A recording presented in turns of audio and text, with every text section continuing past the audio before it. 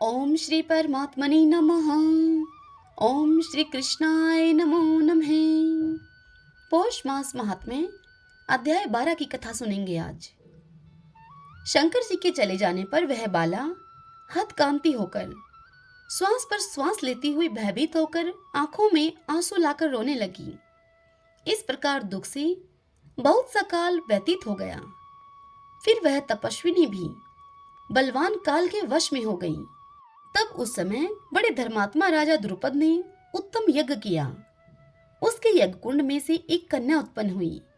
वही मेधावी ऋषि की कन्या दूसरे जन्म में राजा द्रुपद की पुत्री द्रौपदी नाम से संसार में विख्यात हुई।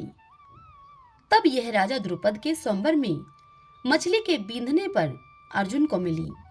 हे नारद जी, पुरुषोत्तम का अनादर करने से दुष्ट दुशासन ने इसके बालों को पकड़कर खींचा, परंतु उस समय पर वह बारंबार मेरे नामों को याद करने लगी।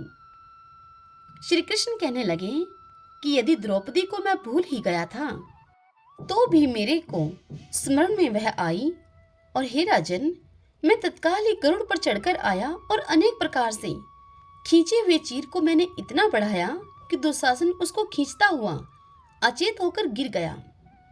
सदैव मेरे से स्नेह करने वाली और उस पतिव्रता को पुरुषोत्तम मास के अनादर से मैंने भी उसको त्याग दिया था।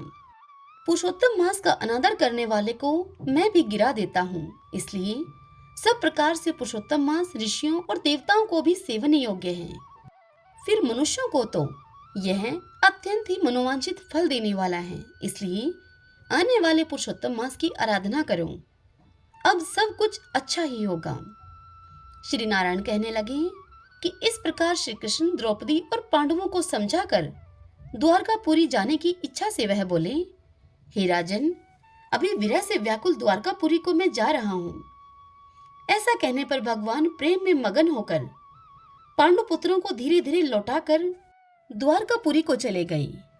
श्री नारायण भगवान नारद जी से बोले, हे नारद, श्री द्वारकानाथ के द्वारका जाने पर युधिष्ठिर अपने भाइयों के सहित तप करते हुए तीर्थों में विचरने लगे। हे नारद, श्री भगवान के प्रिय पुरुषोत्तम मास को मन में धारण कर और श्री कृष्ण का वचन स्मरण करके अपने भाइयों और द्रौपदी से वह बोले, अहो, आप सब ने पुरुषोत्तम का महात्म्य सुना है। पुरुषोत्तम को बिना पूजे कोई कैसे सुखी रह सकता है। इस लोक में वही पूज्य, वही धन्य और वही मनुष्य श्रेष्ठ है जो अनेक प्रकार से भगवान पुरुषोत्तम को पूजता है।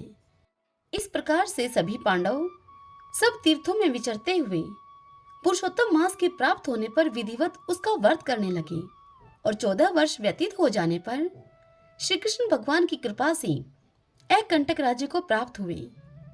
इसी प्रकार सूर्यवंशी राजा दृढ़धनवा भी पुरुषोत्तम के सेवन से पुत्र और पौत्रों तथा अनेक प्रकार के सुखों को भोगकर योगियों को भी अति दुर्लभ भगवान के लोक को गए। हरि ओम तत्सत। ओम नमो नारायण। ओम नमो नारायण।